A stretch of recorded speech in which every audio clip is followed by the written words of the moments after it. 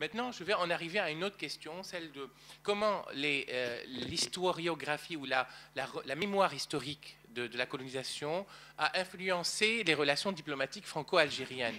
Alors, ça c'est important puisque, vous savez, quand on regarde, quand on lit les relations diplomatiques entre deux pays, notamment entre la France et l'Algérie, les clés d'interprétation sont très complexes. Pourquoi très complexes? Parce que quand on fait une première lecture de ces relations, on voit que les considérations économiques, les intérêts stratégiques, économiques, politiques arrivent en premier plan. Ils sont prioritaires, ce qui montre que finalement l'approche dominante des relations diplomatiques est une approche qu'on dirait réaliste.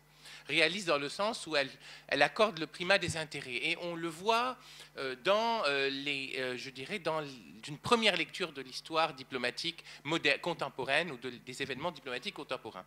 Mais il y a derrière ce jeu des intérêts, il y a un jeu des opinions.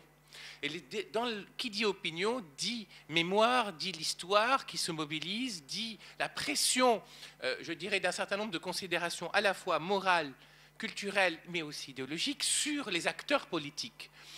Et sur ces acteurs politiques qui, eux, ne pourront pas uniquement parler le langage des intérêts économiques uniquement. Alors, ce qui signifie quoi? Ce qui signifie que dans les relations franco-algériennes, quand on voit, alors il y a plusieurs moments. Il y a le moment de la nationalisation du pétrole algérien, 73. Il y a le moment de la guerre civile, 74, 71. Oui. Et il y a le moment de la le moment de la guerre civile, je dirais, de la guerre civile de 1992 à 99. Et puis, il y a aussi le moment, alors un autre moment, au moment de, je dirais, de nouvelles situations de confrontation en Algérie en 2000. Puis ensuite, le moment de qui va entre l'arrivée de la visite du président Chirac en Algérie en 2003 à la loi sur la colonisation de 2005, puis de nouveau, un autre intervalle qui va de la visite du président Sarkozy en 2007, en décembre 2007 en Algérie, jusqu'au moment présent, c'est-à-dire jusqu'en 2010, la loi sur, je dirais, le projet de loi qui a été voté dans le Parlement à l'Assemblée populaire algérienne sur la criminalisation, je dirais, la qualification des crimes de guerre commis sous la colonisation. Alors on a ces phases-là, et puis j'ajoute une dernière phase qui est la phase de la guerre civile en Libye et la présence militaire française je dirais, aux proximités de la frontière algérienne.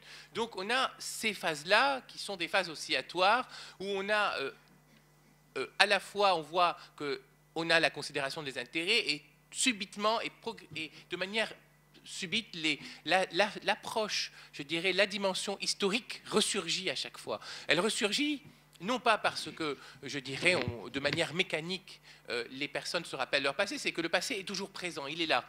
Il est là parce que les familles des martyrs sont toujours vivantes en Algérie, elles sont toujours vivantes, et de l'autre côté, il faut savoir aussi qu'il existe des groupes de pression constitués à la fois de populations pays noires, mais aussi de personnes d'une partie de ce qu'on appelle ce qu'on appelle les harkis, mais qui sont de moins en moins nombreux.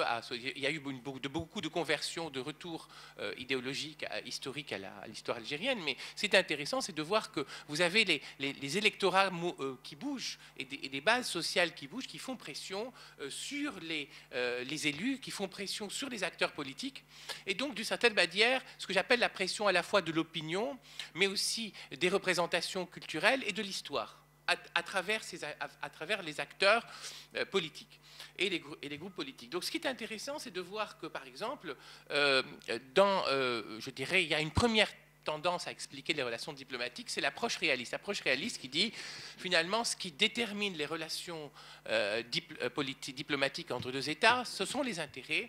C'est l'approche un peu de l'américain Kenneth Waltz. Bon, Raymond Aron va en parler aussi de la même manière, mais tout à fait différente. En disant les relations entre États, ce sont avant tout des intérêts. Des intérêts pourquoi?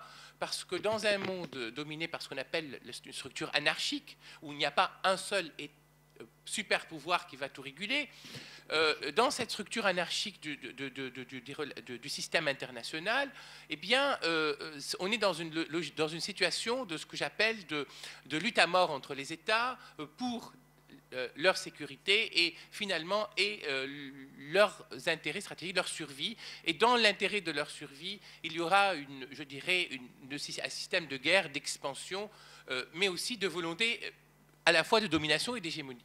Donc, ce qui est intéressant,